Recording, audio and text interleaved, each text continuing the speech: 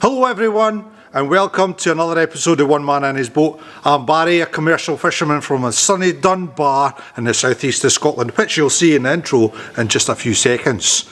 And this is our lovely Cygnus 21 that we're going to be fitting out and hopefully fishing by summer. So if this is something that you want to see, guys, follow us.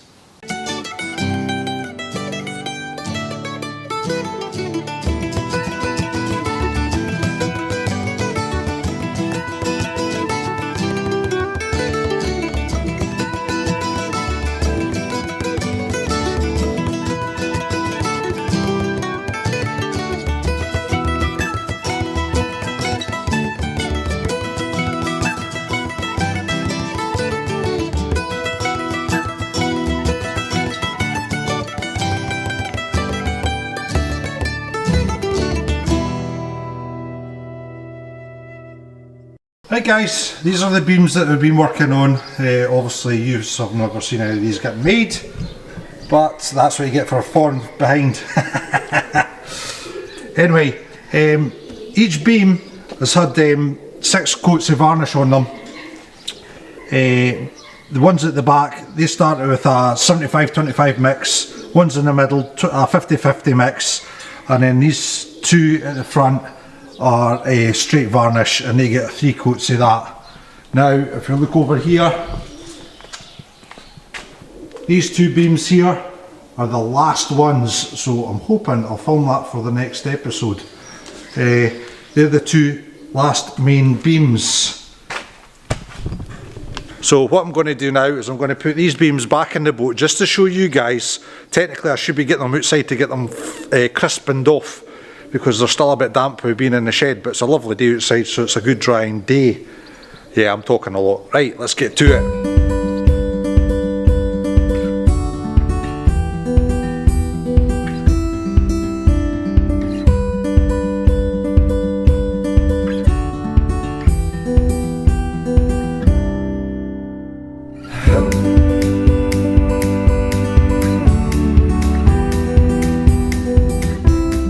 Right boys and girls, part of your sea fish inspection you're meant to have hatches to get access to your diesel tanks and to your filters. So in here, this is where you can see where I've got ours. However, there is not much between this hatch and the main hatch over here for the engine room. So what I'm going to have to do is actually make another beam to go in here, just to use some sort of isolation between, that seems to be a right bad word nowadays, isolation between the deck and the next section to keep it watertight. So let's go and talk about the diesel part of this. Right lads and lasses, this is the sort of bulkhead that we're going to put into that space that I was just talking about. Another thing for your sea fish thing, especially for new boats, this is UK only, we're meant to have a catch tray, a drip tray for any diesel spillage. Now, I got these lovely little trays for IKEA and they're actually pretty ideal. So you can have a permanent fix at the bottom and then just scoop out if you have any spillage to get ready properly. So there we have it guys. Your on off valve will be under a main beam unfortunately, but if you have it down the way it's absolutely fine. And then we're going to have it straight in line, because this will be another layer up, in line with the filter, so there's not as much kinks in the hoses. Not that we should have much bother, because obviously the engine's an 8mm system and this is a 10mm feed. So we should be good to go. Right, I'll show you what it looks like inside the boat then, will I? You can see that's it in place. This is where it's going to go. Like I was explaining earlier on, we're going to put another 3-inch beam there, so we've got segregation from this hatch and that hatch with a little bit of deck area in between. That way we can get a watertight seal. Now what's going to happen is you can see the 2 green tapes here, sorry, and one is for the return pipe coming back, and the return pipe comes from the engine and goes back into the filler hole here.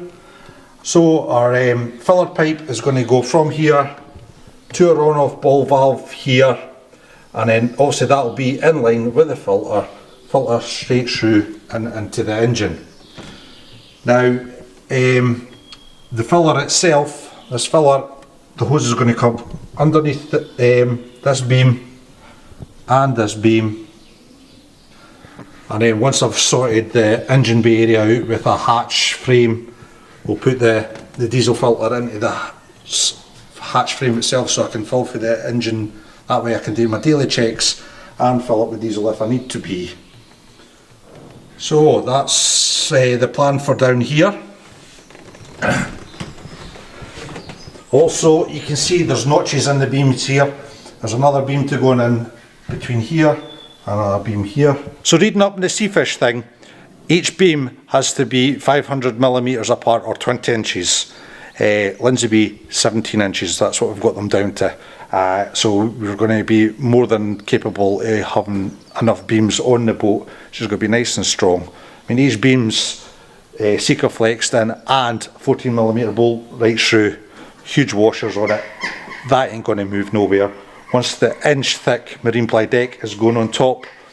Now, when we go to fiberglass that inch deck, minimum requirement we need is 18 thou, so 2 layers of 900mm. I'm going to be putting 4 layers on, so 4 layers, maybe 5, depending on how much resin and how much glass I've got left, because I want this deck tight, because each creel weighs 25 kilograms, so that's a lot of weight to be bashing about on a deck, so it has to be strong. So that was my reason for that. Right guys, enough slavering on. Let's get this tidied up, because I want these out in that glorious sunshine out there.